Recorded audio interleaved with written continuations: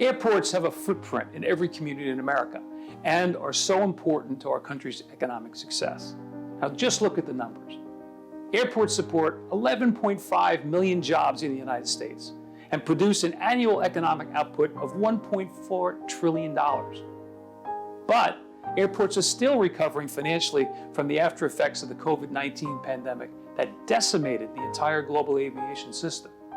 Now, as we look to the future, more needs to be done to help airports meet the backlog of planned and necessary infrastructure projects to help promote greater resiliency across our great industry. Now, every 2 years, ACI-NA conducts a comprehensive analysis of U.S. airport infrastructure needs. Now, just 2 years ago, airports faced $115 billion in capital needs. Now, today, airport infrastructure needs have swelled to more than $151 billion over the next 5 years. Now, this number has doubled over the past 10 years. The total cost of these critical projects dwarfs the funding available through annual airport improvement program grants, passenger facility charge user fee collections, grant available funding through the bipartisan infrastructure law, and net income generated by airports. What's more, regulatory burdens have hamstrung airports for decades and continue to constrain the industry's ability to invest in infrastructure. And just like every other segment of the economy, airports have been impacted by inflation, and the cost of infrastructure projects has skyrocketed. But there are easy solutions to help airports meet their growing infrastructure needs.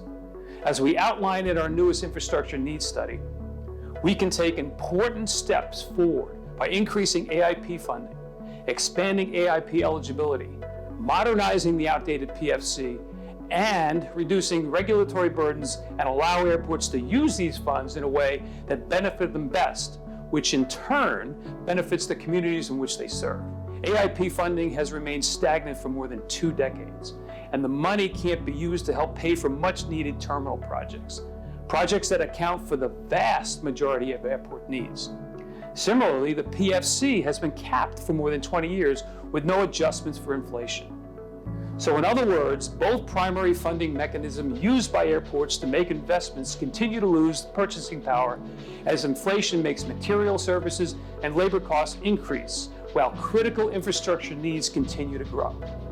Airports also need help cutting through unnecessary red tape to reduce regulatory burdens that are time-consuming, delay critical infrastructure projects, and increase costs.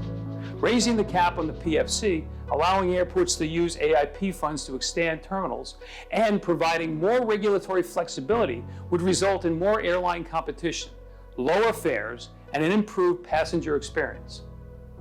Now it's time for Congress to make meaningful reforms in how we fund America's critical airport infrastructure.